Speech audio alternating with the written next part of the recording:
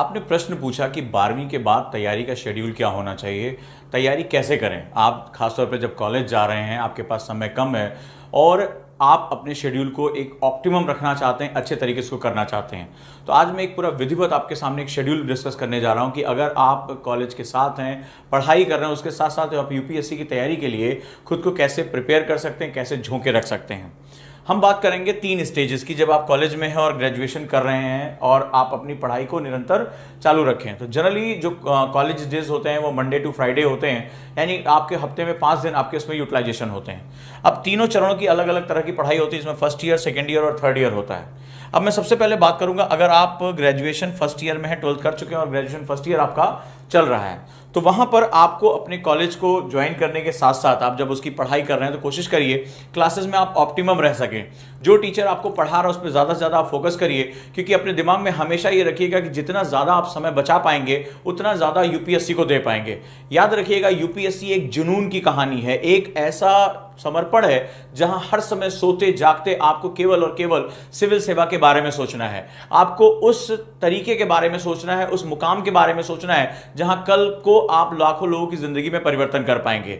लेकिन ये जो समर्पण, ये जो त्याग है, वो आपसे सबसे पहले ले लिया जाएगा और उसकी सबसे बड़ी जरूरत है। जब आप अपने क्लासेस में हो, आपके टीचर क्लासेस कर रहे हो, तो आप कोशिश करिए कि जो नोट्स आप बनाइए वो शॉर्ट नोट्स बनाएं या उनको पॉइंट वाइज करें, ताकि आप क्लास की चीजों को ज्यादा से ज्यादा याद रख सकें, ज्यादा से ज्यादा आप उसको समझ सकें। तो ये हमारा पहला चरण रहा। और इसी के साथ साथ अब जब आप घर आते हैं या उसके बाद आप जो है वो अपने घर पहुंचते हैं, हॉस्टल पहुंचते हैं, तो आप सेल्फ स्टडी के लिए टाइम निकालिए। और इस सेल्फ स्टडी के लिए जो डेली आप कम से कम 3 से 4 घंटे आप डिवोट करेंगे अपने यूपीएससी के लिए, आपको ये टाइम आसानी से मिल जाएगा। सुबह 9 बजे आपका कॉलेज है तो 2 बजे आपकी छुट्टी मिल जाती है, आपको छुट्टी हो जाती है, तो आपके पास जो है वो अमूमन 5 घंटे रहते हैं पढ़ने के लिए। कॉलेज के शुरुआती दौर पे जो है वो बहुत ज़्यादा प्रेशर नहीं रहता है, इतना ज़्यादा जो है वो दबाव नहीं होता है। फेस्ट चल रहे होते हैं, फ्रेशर पार्टी चल रही होती है, क्लासेस बहुत ज़्यादा जो है इनपुट्स नहीं होते हैं। तो ऐसी कंडीशन में आप देखते हैं कि वहाँ पर आपका अपने कॉलेज में जो पढ़ाया गया उसके लिए 1.5 से 2 घंटा मोर देन इनफ है। अगर आप उसको रिवाइज करते हैं तो काफ़ी अच्छे से आपका काम हो जाएगा। आपके जो 3 से 4 घंटे आपको मिल रहे हैं, वो 3 से 4 घंटे आप यूपीएससी के लिए देना शुरू करिए और अपने बेसिक्स को जो है वो डिफाइन करिए। अब हम बात करेंगे कि इन 3 से 4 घंटों में आपको क्या क्या चीजें हासिल करनी है। तो जो आपके पास सेगमेंट्स हैं, जो फर्स्ट ईयर का मैं आपको सेगमेंट दे रहा हूं, उसमें तो सबसे पहले आप न्यूज़पेपर पे सबसे ज्यादा फोकस करेंगे। न्यूज़पेपर आप अपने कॉलेज की लाइब्रेरी में भी पढ़ सकते हैं, कहीं ट्रैवलिंग कर रहे हैं तो वहां भी पढ़ सकते हैं। न्यूज़पेपर को आप अपना आधार बनाकर लेकर आइए। जैसे अगर आप इंग्लिश में हैं तो हिंदू या इंडियन एक्सप्रेस, इंग्लिश में है तो दैनिक जागरण का राष्ट्रीय संस्करण या जनसत्ता। लेकिन इसको आप आदत बनाइए और सिलेबस के अकॉर्डिंग पढ़िए। जब आप न्यूज़पेपर पढ़ेंगे तो आप सिलेबस के अकॉर्डिंग पढ़ेंगे। जैसे कोई महिलाओं का मुद्दा है तो जीएस पेपर 1, कोई आपदा प्रबंधन का मुद्दा है या आपदाओं का मुद्दा है, जीएस पेपर 3 हो गया, कोई पॉलिटिकल इशू है, जीएस पेपर 2 हो गया। इस तरह की चीजों को आप जो है वो लगातार अपने साथ लेकर आएंगे। दूसरा, यहां पर जब आप शुरुआत करेंगे तो कोशिश करिए जो आपका फर्स्ट ईयर है वो एनसीईआरटी के साथ जुड़ा हुआ हो, एनसीईआरटी आपकी प्रिपेयर हो। एनसीईआरटी जो 6 से लेकर 12वीं तक कुल 52 किताबें हैं यहां पर, जो आपके लिए बहुत इंपॉर्टेंट हो जाती हैं, बहुत महत्वपूर्ण हो जाती हैं। अब ये 51 और 52 बुक्स जो हैं वो काफी बल्कि हो जाती हैं। तो एक तरीका ये है कि आप इनको रीड करिए, इनके नोट्स बनाइए, और सबसे महत्वपूर्ण जो एनसीईआरटी है वो होता है, इसको हम लोग बोलते हैं बीटीएल, बिटवीन द लाइंस, यानी उनकी लाइनों के बीच में जो छुपे हुए मतलब हैं, जो अर्थ हैं, वो समझना आपके लिए बहुत जरूरी होता है। तो आप इसके लिए जो, जैसे अभी हमने एक शुरुआत की इसी बात को देखते हुए कि अपने बेसिक्स को आप जो है वो पूरा कर लें, एक बहुत ही सिंपल, बहुत ही कम फीस में एक एनसीईआरटी कोर्स शुरू किया है, जिसमें अभी तक की जो इंडिया में जितना भी एनसीईआरटी पढ़ाया जाता है, सबसे विविध टीम जो है वो इसी के साथ है। हर सब्जेक्ट के लिए एक डेडिकेटेड टीचर है और एक बहुत ही जो दिल्ली के जाने माने जो टीचर्स अपने अपने सब्जेक्ट के, वो एनसीईआरटी टीच करें, ताकि आपको वही स्टैंडर्ड मिले, न कि कोई एक टीचर अपने सारे सब्जेक्ट पढ़ाता चला जा रहा है। तो यहां हम एनसीईआरटी में वो क्वालिटी लेकर आ रहे हैं, क्योंकि एनसीईआरटी आपकी समझ को विकसित करने का बेस है। तो जो फर्स्ट ईयर है वो आप टारगेट रखिए कि आप एनसीईआरटी को पढ़कर, उनके नोट्स बनाकर, उसके ऊपर ऑब्जेक्टिव क्वेश्चन करके अपने आप को जो है वो 30% तक की तैयारी को अपना बना लेंगे। इसका जो योगदान होता है 30 to 40% होता है, वो यहां पर बेसिक्स आपका तैयार हो जाएगा। और जब आप पढ़ें तो आप कोशिश करें कि बीटीएल पर सबसे ज्यादा फोकस करके रखें, बिटवीन द लाइन्स। अब हम बात करेंगे अपनी तैयारी में वीकेंड्स का प्रयोग कैसे करते हैं। इस दौरान आपका कॉलेज नहीं होगा और आपके पास समय बचा होगा। ये जो टाइम आपको मिल रहा है, इसको बढ़ाकर यहां पर 6 to 7 आवर्स कर दीजिए आप, यानी वीकेंड पे आप जो है ज्यादा पढ़ाई करेंगे। कई बार आपको ये लगेगा कि आप बड़ी तकलीफ दे प्रोसेस से गुजर रहे हैं, आपको घूमना फिरना, दोस्तों के साथ एंजॉय करना, अभी तो आपने 12th पास किया है, अभी आपके जो है वो एंजॉय करने का दिन है, लेकिन हर समय अपने दिमाग में रखिएगा कि मैंने देश की सबसे प्रतिष्ठित सेवा में जाने का फैसला किया है। आने वाले टाइम में मेरी जिंदगी हमेशा के लिए बदल जाएगी। जब भी आपको थकान होगी, चिड़चिड़ाहट होगी, बोरियत होगी, आपके दोस्त घूम रहे हैं, फेस्टिवल्स में जा रहे हैं और आप अपने आप को वीकेंड में भी पढ़ाई में झोंके रहेंगे, तो हमेशा अपना मकसद, अपने आदर्शों को याद रखिएगा कि आप देश की सबसे प्रतिष्ठित परीक्षा में हैं। आप याद करिएगा कि जो पावर, जो रचनात्मकता, जो प्रतिष्ठा आपको आने वाले समय में मिलेगी, वो आपके समकक्ष जो आज घूम रहे हैं, एंजॉय कर रहे हैं, उनको वो सब नसीब नहीं होगा। तो जो ये समर्पण आप देते रहेंगे वो आपको गहरे समय में, तकलीफ के समय में आगे लेकर जाएगी। तो इस तरह जो है वो आप फर्स्ट ईयर में अपने सेगमेंट्स को लेकर आगे चलेंगे। अब हम बात करते हैं जब आप अपने ग्रेजुएशन के सेकेंड ईयर में आ जाएं। सेकेंड ईयर वो टाइम होता है जहां आप यूपीएससी के लिए बहुत सीरियस अप्रोच लाना शुरू करेंगे, क्योंकि आप 21 साल होते होते या अपने फाइनल ईयर में आते आते आप इस परीक्षा को देने के लायक हो जाएंगे। याद रखिएगा इस बात को। आप ग्रेजुएशन फाइनल ईयर में भी अगर आप 21 वर्ष पूरे हो रहे हैं अर्हता के हिसाब से, तो आप ये परीक्षा दे सकते हैं और देश के सबसे कम उम्र के आईएएस ऑफिसर बन सकते हैं। कई बार यह देखा जाता है कि जो एक परंपरा चली आ रही है कि अभी क्या, अभी 25-26 साल के हो जाएं तब यूपीएससी के बारे में सोचेंगे, तो मैं आप सभी से निवेदन करूंगा कि यूपीएससी के आंकड़े जरूर देख लें। जो नए आंकड़े आ रहे हैं, 21 साल, 22 साल, 23 साल के बच्चे तेजी से यूपीएससी में सेलेक्ट हो रहे हैं और यूपीएससी जो है वो बैकडोर से नए जो युवक युवतियां हैं उनको यूपीएससी में लाने का प्रयास कर रहा है, ताकि उनकी सर्विस का स्पैन बढ़े और जितना ही आपकी सर्विस का जो है अवधि बढ़ती है, आप उतना ही नेशन के लिए एसेट होते चले जाते हो, बहुमूल्य हो जाते हो। आपकी जो सेवा है, सिविल सेवा, वो अनुभव आधारित है। वहां आप फील्ड वर्क करके सीखते हो कि आप कैसे बेहतरीन ऑफिसर बन सकते हो। आपके सामने जो चुनौतियां आती हैं उनसे आप लड़ते हो।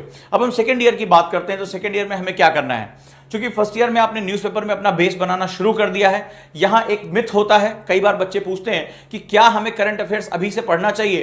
तो मैं आपको बता दूं कि यूपीएससी पैराशूट स्टूडेंट को अवॉइड करता है। आप ये सोचिए कि आप एक साल का करंट अफेयर्स पढ़ के उनको आंकड़े रट के यूपीएससी में कुछ कर पाएंगे, तो ऐसा संभव नहीं है। यूपीएससी मुद्दों पर और विवादों पर बहुत फोकस करती है और मुद्दों यानी इश्यूज पे और कॉन्फ्लिक्ट्स पे अपना एक दृष्टिकोण बनाना एक लंबी प्रक्रिया होता है। लोग शुरुआत से ही इस काम में लग जाते हैं। न्यूज़पेपर रीडिंग का सिर्फ यह मकसद नहीं होता है कि मुझे करंट अफेयर्स प्रिपेयर करना है। न्यूज़पेपर रीडिंग का जो सबसे बड़ा मकसद होता है वो होता है थॉट्स को डेवलप करना, कॉन्टिन्यूटी को बनाए रखना और जो विचार आ रहे हैं, चाहे वो उसके पक्ष में आ रहे हो चाहे उसके विपक्ष में आ रहे हैं, उन विचारों पर अपनी एक पकड़ बनाए रखना। तो अगर आप यूपीएससी में जाना चाहते हैं तो न्यूज़पेपर रीडिंग को अपनी आदत का हिस्सा बनाइए।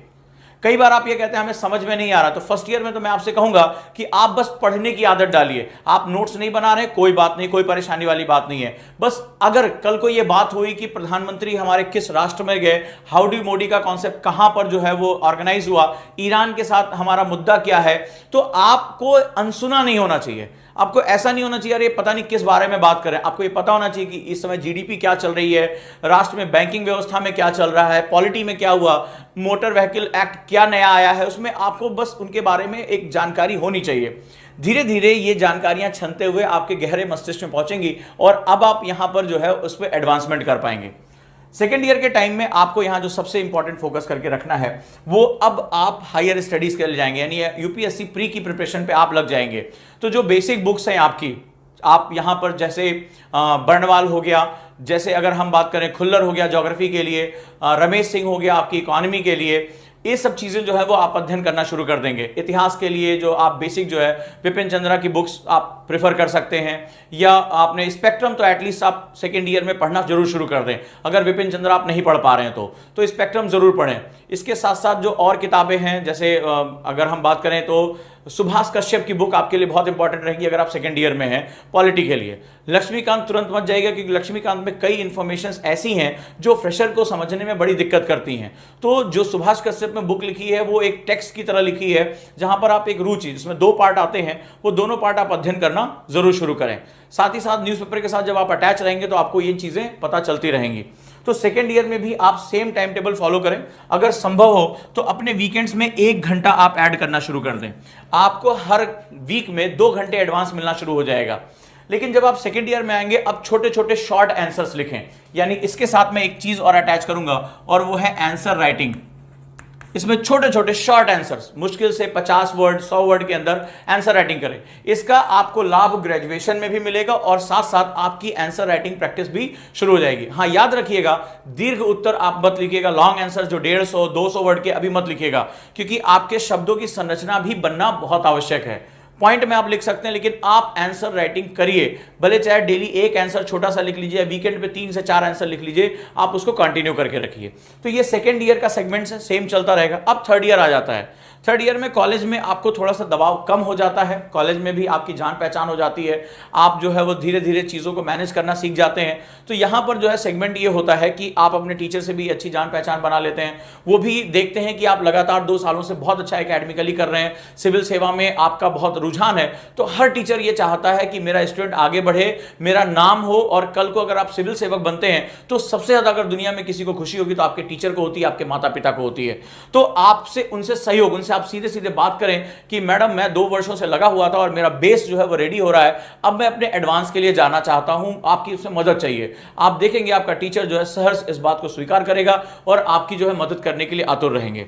अब ये जो थर्ड स्टेज है बड़ा क्रूशियल स्टेज है, यहां पे आपको हायर लेवल की बुक्स पढ़नी पड़ेंगी, जैसे विपिन चंद्रा हो गया, शेखर बंदोपाध्याय हिस्ट्री के लिए हो गया, इकोनॉमिक्स के लिए इकोनॉमिक्स सर्वे हो गया, इंडिया ईयर बुक हो गई, इसी तरह की जो लक्ष्मीकांत की बुक हो गई ये इसके साथ हो गया, गवर्नेंस की बुक ये आपको पढ़ना पड़ेगा। तो अब आप यहां पर हायर स्टडीज के लिए डिवोट करेंगे, और जो आपकी आंसर राइटिंग है वो लॉन्ग आंसर के लिए यानी 150 वर्ड के लिए चला जाएगा।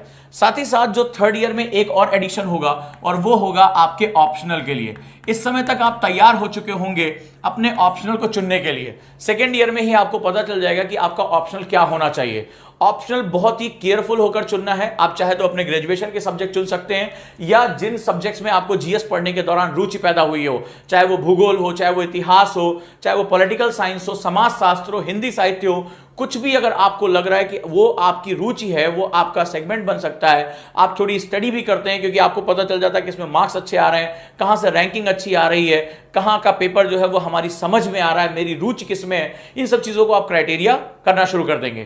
तो ये काम आप सेकेंड ईयर से ही करेंगे, ताकि अगर आप 2 या 3 ऑप्शन पढ़ने के बाद, मान लीजिए आपने सेकेंड ईयर में हिस्ट्री ले लिया और कुछ समय बाद आपको लगा कि हिस्ट्री आपको नहीं समझ में आ रही है, या बोरियत हो रही है, या डाटा याद नहीं हो रहा है, तो आप सेकेंड ईयर के एंड तक आते आते उसको चेंज कर सकते हैं। लेकिन आप एग्जाम की तैयारी के समय इसको चेंज करना आपके लिए बहुत घातक होगा।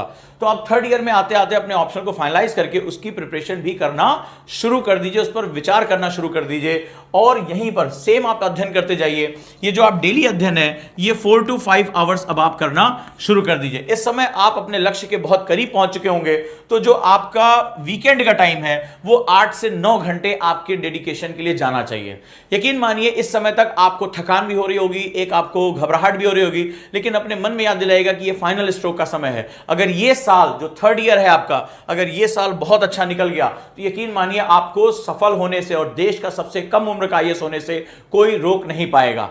कई बार ये होता है कि अरे अभी ग्रेजुएशन कर लें, एंजॉय कर लें, बाद में देखेंगे। नहीं, जिसको तैयारी करनी होती है, जिसको टॉप रैंक लेकर आना होता है, जिसको इतिहास रचना होता है, वो 12th के बाद बहुत गंभीरता से अपनी तैयारी को शुरू कर देता है। मैं ये नहीं कहूंगा कि ग्रेजुएशन फाइनल में आपका सिलेक्शन हो ही जाएगा, लेकिन यकीन मानिए जब आप एग्जाम देने जाएंगे और एग्जाम में आपकी जो गलतियां होंगी वो आप 1 साल के भीतर आसानी से सुधार सकेंगे।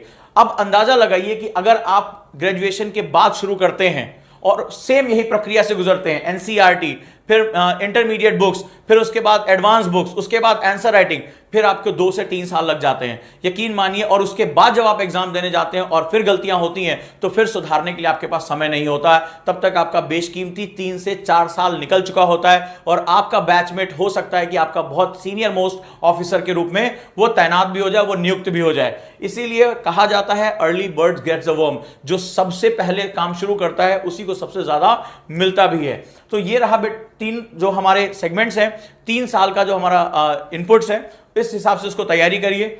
सेकेंड ईयर में अगर आपको लग रहा है कि आपके पास कोई गाइडेंस नहीं है, तो जब आप सेकेंड ईयर में आते हैं तो यहां पर भी हमारे पास 2 ईयर का जो है कॉन्सेप्टर बैच अवेलेबल है ऑनलाइन।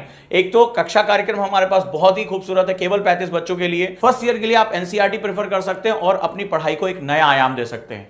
जो दोस्तों मैंने टाइम टेबल बनाया, जो स्टेजेस बनाए हैं, उनको फॉलो करिए और अपने अंदर हमेशा विश्वास करिए। जब भी आपको वीकेंड में समय मिले, एकांत में बैठिए, अपनी डायरी लिखिए। आपके मन में निराशा आ रही होगी, ऊब हो रही होगी, आपको लग रहा होगा कि आप संसार से पिछड़ रहे हैं, आपके दोस्त एंजॉय कर रहे हैं, रोज नई नई फोटोज लगा रहे हैं और आप एक बंद कमरे में पढ़ाई कर रहे हैं। हमेशा अपने मकसद को अपनी दीवार के सामने रखिए, उस पर एक घोषणा पत्र लिख दीजिए, मैं फलाना अपना नाम इस व्यक्ति को आईएएस बनकर रहूंगा, और रोज उसको याद करिए, रोज उसको देखिए और अपने मन में विश्वास करिए कि अगर कोई सिलेक्शन ले सकता है तो मैं।